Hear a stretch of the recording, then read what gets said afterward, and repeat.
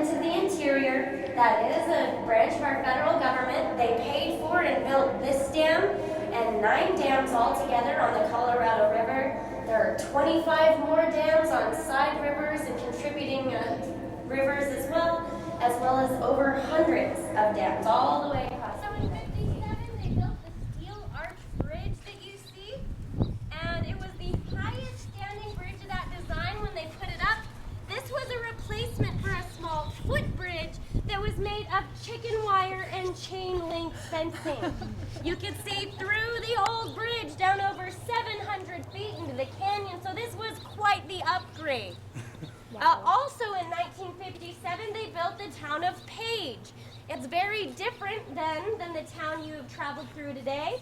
It used to be the largest trailer park in the entire United States. It was a government camp, and over 2,000 workers came from all over the U.S. to live here and work on the project. So the last thing they had to worry about before they could start pouring the concrete was the Colorado River that was running straight through where they needed to lay the dam. So they blasted diversion tunnels through the bottom of the rock that were 41 feet or about 14 meters in diameter and half a mile long each. They cleared out all of the rock from these tunnels and piled it up to make what's called a cofferdam. The cofferdam was just made of dirt. It diverted the water into these tunnels so that it traveled through the rock, leaving them a dry place to pour the concrete.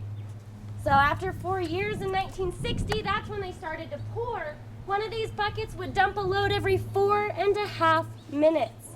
They poured concrete 24 hours a day, 7 days a week, for 3 years and 3 months straight. They finished pouring in 63, then they went to work on the power plant below. Everything was finished in 1966, making it a 10-year construction project. This is our Francis-style turbine. It came from Belgium, and it is 45 tons and 15 feet in diameter. And this spent over 40 years working for us. It's not broken or faulty. They're replacing it with a more energy-efficient model. It will take less water to produce the same amount of electricity with the new turbines they're putting in below.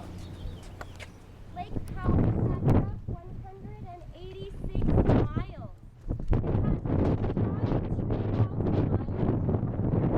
If you were to pull this out in a straight line, it would be longer than the highway that follows the entire west coast of the United States. Well, as you look down, the Colorado River is not red. It's green. Well, the dam changed all of that. The Colorado River was a very small, muddy, warm river with a very big current. And that would stir up all of the mud and the silts. That's the environment that the life was used to down below. When we put in the dam, lots and lots of things changed. The water, instead of being warm and shallow, is coming deep from below the surface of the dam. It's very, very cold. We no longer have the seasonal flooding. Instead of getting a rush of water in the summer and then having barely a river in the winter, we are sending out a steady amount of water all the time. They put that whole thing together on its side in a field in California. They bolted it up, checked it, said, okay, it's gonna hold. They then broke it into small pieces. They brought half to one side, half to the other, and started working towards the middle. They were 1/4 of an inch off when they tried to meet up their center pieces, but they were able to make some adjustments, and the bridge has been in operating order since its construction in 57. Now, another thing that they did similar to the bridge, if you look down to the bottom of the canyon, there's a parking lot. Well, that's where they originally brought all of their men and equipment. To get to that parking lot is a 2-mile tunnel at an 8% grade. The tunnel comes out on the other side of the town of Page, and they built that like they did the bridge. They started a blast team at one end, a blast team at the other, started working towards the middle. They were 3 feet off when they tried to meet at the tunnel entrance, but almost was good enough when they're working with dynamite. They just blasted a big hole, connected them, and ran that tunnel all the way up into the far side. The lake pushes about 200 pounds per square inch of pressure on the dam. Well, this is pretty tough concrete. It can withstand 3,000 pounds of pressure per square inch. So much cutting green. There are 2 acres of real live Bermuda grass down there. There's enough for 2 full-size football fields. Wow. So what happens is the penstock pipes that bring the water through the dam to the power plant become flat here. As the water makes that angle change, it caused the pipes to vibrate. So they would pile on sand and gravel left over from the blast to act as a shock absorber and a protector for these pipes. But the area was very windy, so the sand would blow around and get into the vents you see in the power plant.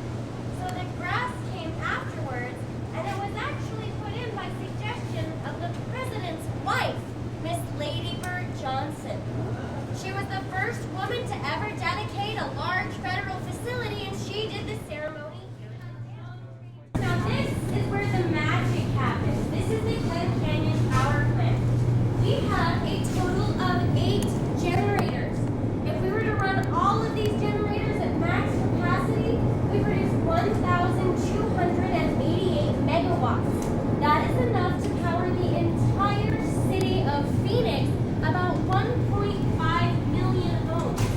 But we do not run all 8 generators all day long. It takes a lot of water to get one of these things operating and producing electricity. If we ran all of them all the time, the lake would drop very, very, very quickly, and eventually we could not make power at all. So they balance how much electricity they produce with how much water is scheduled to be released. If you look up to the left, that board with the row of red lights